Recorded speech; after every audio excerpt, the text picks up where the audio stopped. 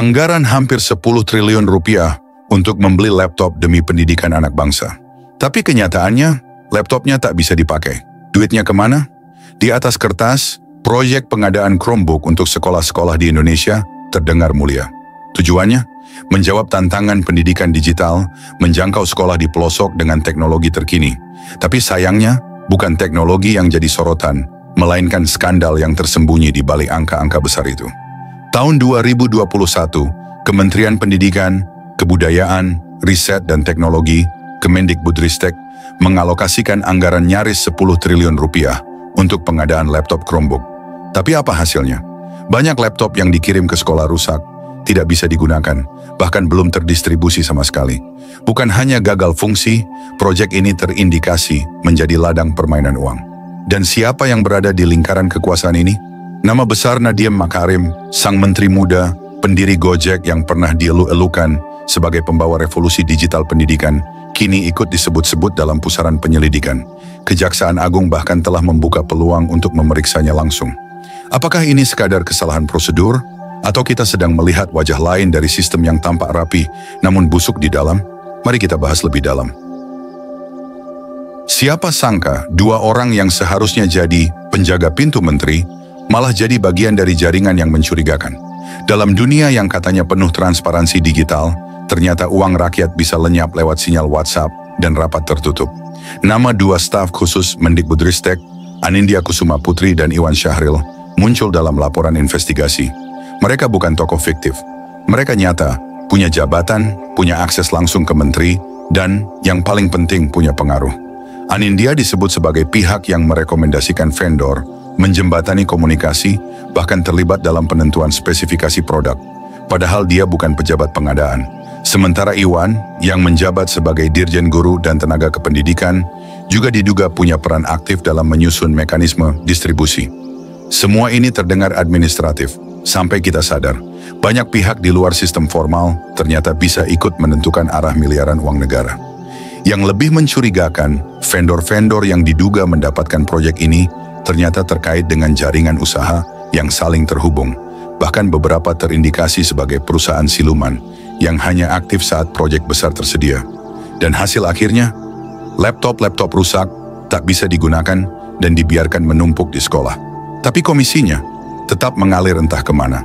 Kalau staf khusus bisa punya kuasa segitu besar, siapa sebenarnya yang mengatur semua ini dari balik layar? Satu unit laptop seharusnya bisa dibeli dengan harga 3 juta rupiah di pasaran. Tapi dalam proyek ini, harganya bisa melambung nyaris 9 juta rupiah. Pertanyaannya, siapa yang menikmati selisih 6 jutanya? Dalam pengadaan 240.000 Chromebook senilai 3,7 triliun lebih ini, ditemukan indikasi markup harga yang sangat tidak masuk akal. Harga pasar Chromebook yang sederhana dan banyak dijual bebas, mendadak bisa naik berkali lipat hanya karena ditempeli embel-embel proyek pemerintah. Vendor-vendor yang ditunjuk, menurut investigasi, Tempo dan laporan Kejaksaan Agung, ternyata punya jejak tak wajar. Beberapa dari mereka tidak memiliki pengalaman di bidang teknologi pendidikan. Bahkan, ada yang baru berdiri sebelum tender dibuka. Mereka hanya berfungsi sebagai perusahaan tempelan, penadah proyek yang akan dilempar lagi ke vendor sesungguhnya. Yang lebih menyakitkan, banyak sekolah di pelosok menerima unit laptop yang rusak, tidak bisa menyala, atau hanya bertahan sebentar sebelum akhirnya mati total. Guru-guru bingung, siswa kecewa, dan impian digitalisasi pendidikan yang dicanangkan pemerintah jadi lelucon pahit. Sementara itu, aliran dana terus menguap, masuk ke kantong para aktor yang bersembunyi di balik struktur birokrasi dan celah hukum. Transaksi dalam jumlah besar dilakukan lewat beberapa rekening, dengan pola pemecahan invoice, seolah untuk menghindari batas pelaporan transaksi mencurigakan. Lalu, apa peran Menteri Nadiem Makarim? Apakah mungkin semua ini terjadi tanpa sepengetahuannya? Ketika pendidikan jadi ladang korupsi, dan sang menteri hanya mengeluarkan pernyataan normatif, kita patut bertanya, diamnya seorang pejabat, apakah bentuk ketidaktahuan atau justru strategi bertahan? Nadiem Makarim, mantan CEO raksasa teknologi dan kini Menteri Pendidikan, tengah berdiri di tengah pusaran dugaan korupsi yang melibatkan instansinya sendiri. Dalam proyek Chromebook ini, Kejaksaan Agung telah mengendus peran dua orang staf khususnya, Iwan Syahril dan Anindito Aditomo, yang disebut-sebut ikut mengatur alur komunikasi serta menyarankan vendor tertentu dalam proses pengadaan. Namun yang mengejutkan, Nadiem memilih bungkam. Tak ada klarifikasi terbuka, tak ada sikap tegas, bahkan tak ada indikasi langkah audit internal dari kementeriannya. Semua seolah berjalan di bawah radar hingga media dan aparat hukum membongkar lapis demi lapis. Padahal, dalam sistem pemerintahan, prinsip ministerial responsibility atau tanggung jawab menteri terhadap semua tindakan bawahannya adalah norma etis dan hukum.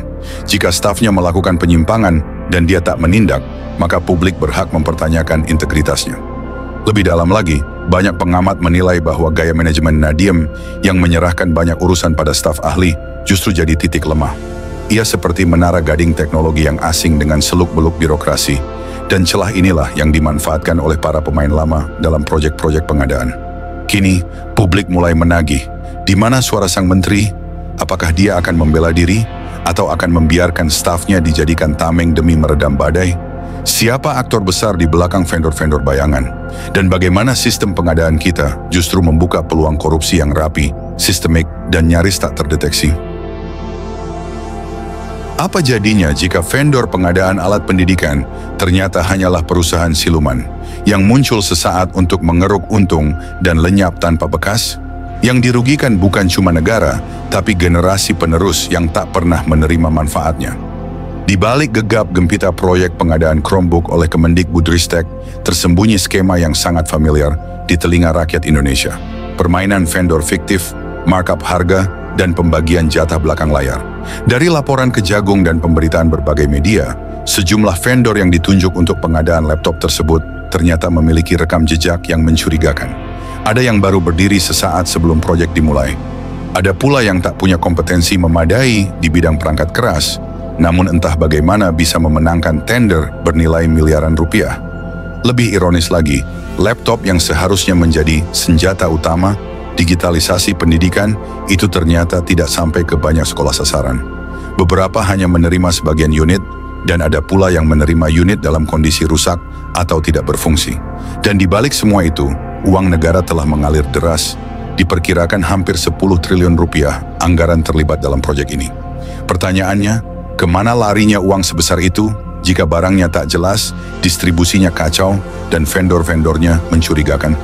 Semua ini mengarah pada satu kemungkinan besar, praktik korupsi berjamaah yang dilakukan secara sistematis dan dengan skema yang rapi. Dalam sistem tender yang longgar, tak transparan, dan rawan intervensi politik, proyek-proyek strategis nasional kerap jadi lahan empuk para mafia anggaran. Siapa yang sebetulnya mengatur arah proyek ini?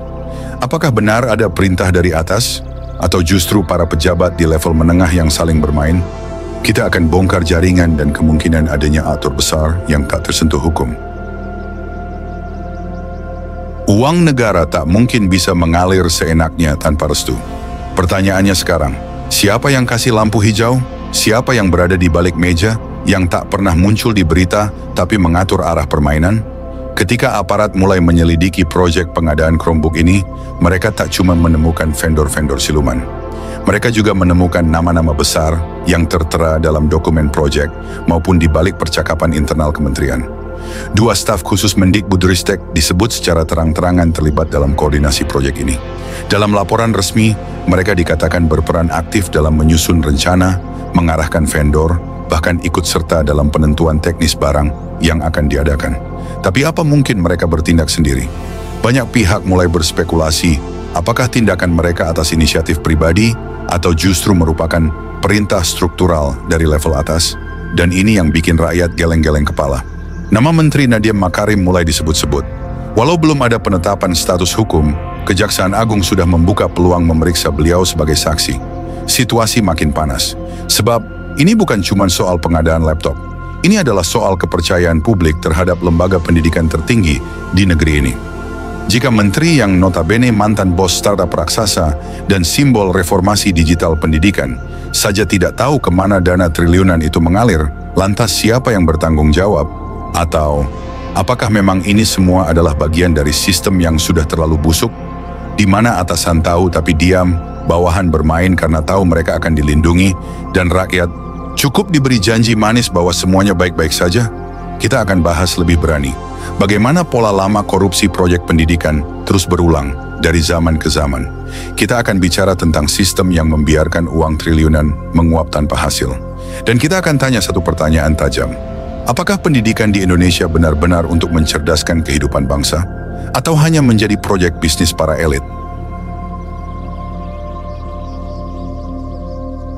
Sejak dulu, proyek pendidikan selalu jadi ladang emas. Ganti menteri, ganti program, tapi satu hal tak pernah berubah. Korupsi jalan terus. Kali ini Chromebook, besok entah apa lagi. Pertanyaannya bukan siapa yang korupsi, tapi mengapa sistem ini semakin merajalela? Mari kita mundur sedikit.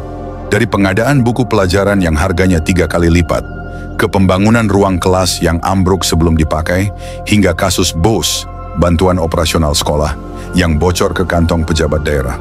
Kini giliran Chromebook yang dijadikan mangsa. Anggaran hampir 10 triliun rupiah, nilai yang cukup untuk memperbaiki ribuan sekolah rusak, tapi justru digunakan untuk membeli laptop-laptop dengan spesifikasi di bawah standar. Vendor yang tak punya kemampuan teknis, bahkan alamat kantornya pun meragukan, bisa ikut lelang dan menang. Kenapa bisa begitu? Karena sistem tender di negeri ini sudah lama, jadi permainan orang dalam. Perusahaan boneka, markup harga, hingga komisi gelap untuk meloloskan berkas, semuanya dianggap hal biasa. Ini bukan lagi soal keteledoran. Ini soal niat jahat yang dibungkus rapih dengan kata program pemerintah. Dan lebih parahnya, banyak yang membela. Yang penting barang sampai, kata mereka. Ini demi digitalisasi pendidikan, kata yang lain. Padahal kita tahu, kalau barang murahan dipaksakan ke siswa, bukan kemajuan yang datang, tapi frustrasi. Guru kewalahan, siswa bingung, dan sekolah tetap jalan di tempat. Yang maju hanya rekening para pemainnya. Apakah kita akan diam lagi? Atau mulai bersuara dan meminta keadilan untuk pendidikan yang bersih dan bermartabat?